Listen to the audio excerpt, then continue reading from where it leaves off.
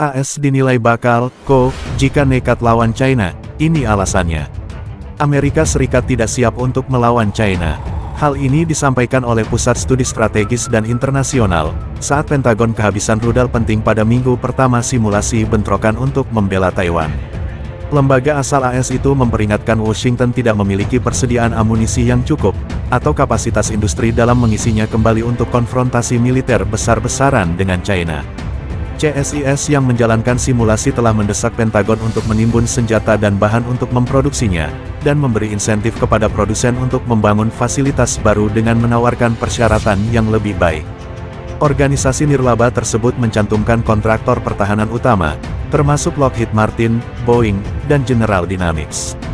Keadaan industri pertahanan AS sebagai tidak memadai untuk lingkungan kompetitif saat ini, kritik CSIS, dikutip Russia Today, Rabu, tanggal 25 Januari tahun 2023. Basis produksi tidak dapat mendukung konflik intensitas tinggi yang berlarut-larut, kata laporan yang dirilis pada Senin tersebut. AS kehabisan senjata tertentu dalam simulasi, termasuk rudal Javelin dan Stinger, Howitzer 155 mm, dan radar kontra-artileri, karena ini telah dikirim ke Ukraina. Dalam kemungkinan konflik dengan China atas Taiwan, yang dinilai CSIS dapat pecah dengan sedikit waktu persiapan, skenario ini dapat direplikasi.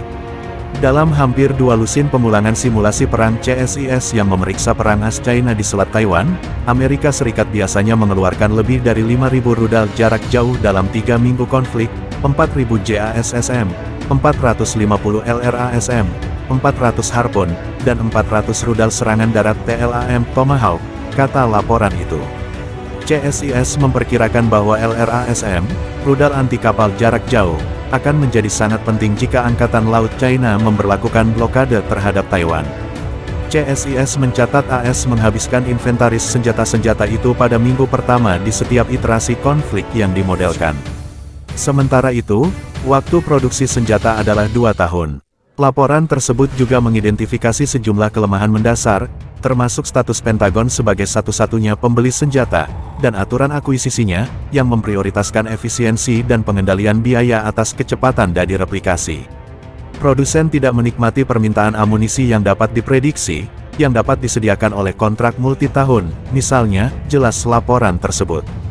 Jadi berinvestasi secara serius dalam modal dan personel bukanlah keputusan bisnis yang baik bagi mereka.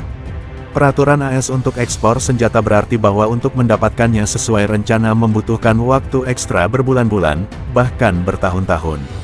Beberapa senjata canggih yang ditawarkan oleh China dan Rusia mendapatkan keunggulan kompetitif karena ini juga karena harganya yang lebih murah.